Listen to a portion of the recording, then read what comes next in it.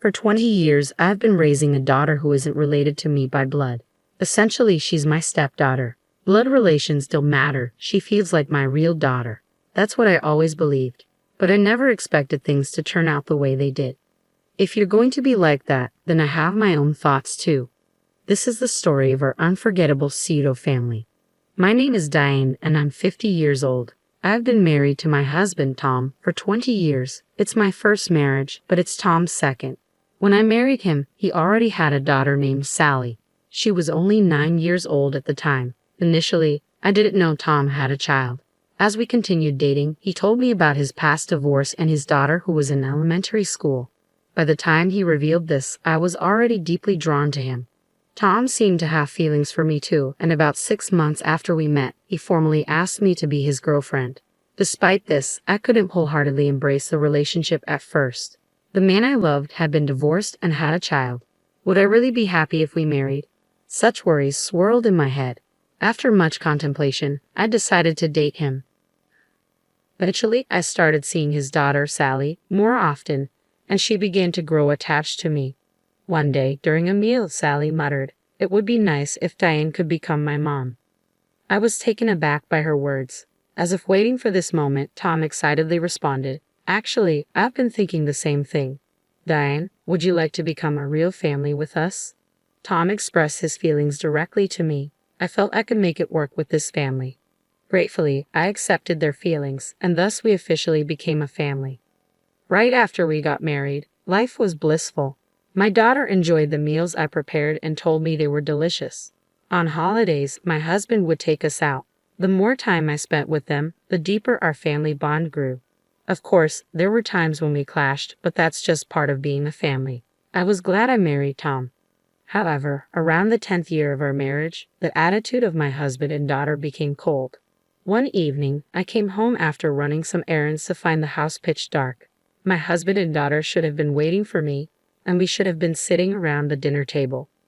Feeling uneasy, I immediately called them both. The phone rang, but neither of them picked up. What should I do if something had happened to them? Should I report it to the police? Ignoring my worries, I tried to stay calm. I heard the front door open and the voices of my husband and daughter. Quickly, I headed towards the entrance. There they were, my husband and daughter, laughing happily together. "Oh, thank goodness. I was worried because neither of you had contacted me," I said, relieved. Ignoring my concerns, my daughter coolly replied, "Oh, you're back. Just glad you're both safe. I'll get dinner started. Let's eat together," I suggested. "We've already eaten with Dad." "No thanks. You can eat alone," she said. Huh? They ate together without telling me? That's never happened before.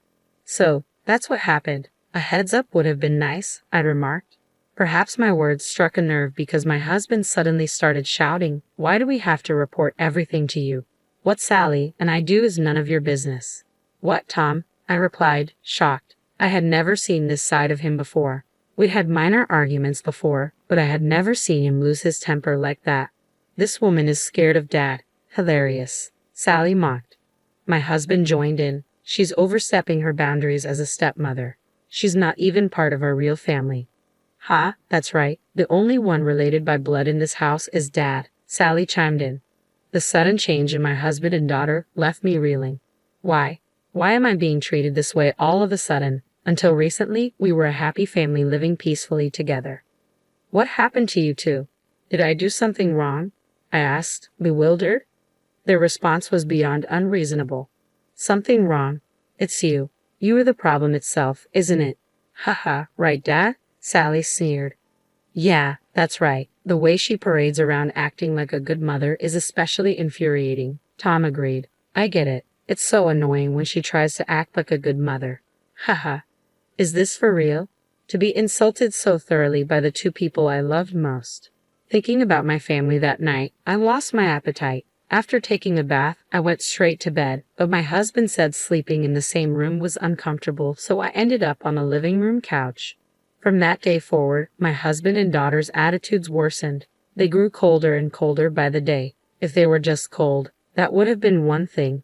But what hurt me the most was seeing them laugh while speaking ill of me. "Dad, how long are we keeping her around?"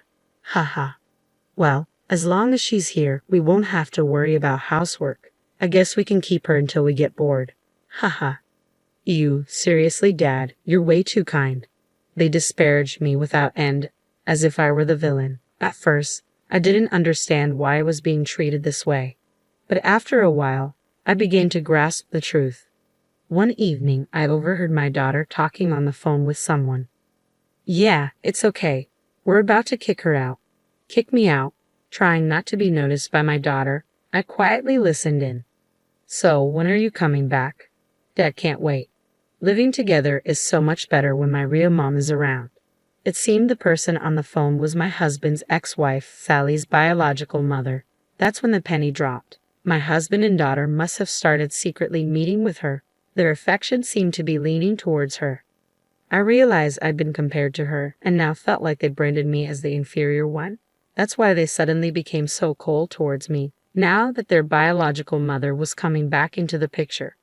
I guess I'll eventually have to leave. Of course, I thought about getting a divorce right away, but realistically, I've been a stay-at-home mom with all the money going to Sally's college. The little bit that comes my way is peanuts. There's no way I could get a divorce and move out right now. I considered getting a part-time job, but it would be a hassle if my husband found out. I tried some work-from-home gigs, but let's be real, it wasn't much. Just a few $100. There's no way I can save up for moving with that. My husband and daughter's cold behavior hasn't changed. Maybe I've built up a tolerance because it doesn't get to me as much, but living with people who probably can't stand me is just like living in hell. Then one day, Sally spoke to me, which was rare. Hey, I'm getting married. What? Married? Sally was 29. She could get married anytime. Apparently, she's marrying the heir of the company where she works as a receptionist, and he's set to take over his father's business. I didn't know about this, but I was genuinely happy that she told me about her marriage. Oh, that's wonderful. Congratulations. Thanks, haha. The wedding's in a month. Expecting a generous gift from you. I see she's after a gift. Though I had mixed emotions, she's my daughter that I've raised for 20 years. It's a big deal for me too. I'll make a decision about the divorce after attending her wedding, I thought. As I was thinking, Sally continued, Oh, and don't get it wrong. You were not invited to the wedding. What? But you just said about the gift. Are you dense? She interrupted. I meant to wire the gift that day. No way I'd invite you, Sally continued. But I'm inviting my real mother. She's making it big in the beauty salon business. She owns multiple chains nationwide and is a successful businesswoman. A businesswoman? Yeah, having her at the wedding looks good, and I'm sure she'll give a big gift. Dad wants to get back with her. Your father? I asked, stunned. Yes, seriously, what's the point of keeping a housewife? You were dumb, huh? So, because his ex-wife or biological mother is successful, they want to ditch me, a housewife. I couldn't believe I wouldn't even be invited to my daughter's wedding. As I stood there, stunned, Sally berated me further. Don't you dare show up at my wedding, you fake mother. My husband, watching all this calmly, added with a smug grin, Hey, why are you surprised? It's obvious you're like a fake family member. Plus, as Sally said, I want to get back with my ex. She's doing way better. Haha. At that moment, all my pent-up anger and frustration came flooding out. Is that so? That's how it is, huh? For these past 20 years, I've tried my best to build a good family relationship, and for what? I took a deep breath and continued, If you're going to play that game, I have my own thoughts too. All right then, I won't be coming to the wedding. I informed my daughter and husband of my decision and then headed to a certain place. A month later, on the day of my daughter's wedding, I followed their instructions, not attending the ceremony but instead making preparations to move out. I had already informed my husband and daughter of my plans to leave on that day, and I had a signed divorce agreement from my husband. All that was left was to wait for their move. As I diligently packed my things, my daughter called at the exact moment I anticipated. Huh? Mom, where are you right now? Get to the venue immediately. Right off the bat, my daughter was pleading for my help. The venue? What are you talking about? Weren't you the one who told me not to come? Please, just come. If you don't, the ceremony will have to be canceled, she said, panicking and sobbing on the other end of the line. Ah, yes, this was all part of my plan. Mom, are you listening? They're saying they'll call off the engagement if you don't show up. To my desperate daughter, I replied coolly, Is that so? It's largely thanks to me that your boyfriend decided to marry you in the first place. Ha! What do you mean? she asked, her voice full of panic. And with my words, my daughter was in full-blown panic mode. To my confused daughter, Sally, I revealed the truth. You see, I've actually met your fiancé before, or rather, he came to meet me. Apparently, he had been investigating our family. He investigated us. For what? He told you he was the heir to your company, right? Of course, he would be cautious about choosing his marriage partner. His father hired a private detective to investigate us after hearing about the marriage plans for my daughter. I immediately visited a law firm, intent on proceeding with a divorce in my favor. On my way back, a man approached me, claiming to be my daughter's fiancé. He explained that his father had been investigating our family and had discovered my husband and daughter's frequent meetings with my husband's ex-wife. Wondering why they seemed to enjoy the ex-wife's company while mistreating me, he sought my side of the story. Of course, I told him everything. How the ex-wife had become a successful businesswoman, and how my husband and daughter were planning to leave me for her wealth and connections, driving me out of the house. Did you talk badly about me to him? My daughter accused me. I merely stated the facts. You have been mistreating me for quite some time, I responded firmly. Why would you do such a thing? It's unnecessary, she protested. Unnecessary? Isn't it your own fault that this is happening? You are the one who did wrong, I countered, pushing back. My daughter fell silent, unable to retort.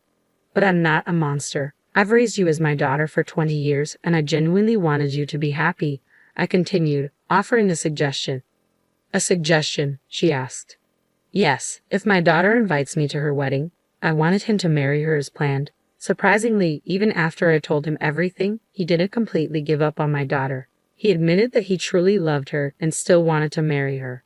However, he said he felt uncomfortable marrying someone who couldn't even appreciate the person who raised her. So I pleaded with him, if Sally chose to invite me to her wedding at the very last moment, please accept her, but she squandered even that chance. Far from it, she treated me like a nuisance right until the end, alongside my husband, even calling us a fake family. Mom, I'm sorry. Please forgive me. I won't say cruel things anymore, she pleaded over the phone. Hey Diane, is what you just said true? If so, please help Sally out. My husband joined in, his voice filled with remorse. Naturally, I had no intention of forgiving them. They were the ones who trampled on their last chance. It was far too convenient to ask for forgiveness. No, they forgot the kindness of being raised for 20 years and quickly switched allegiance to my successful ex-wife and real mother. I would never forgive them. Never.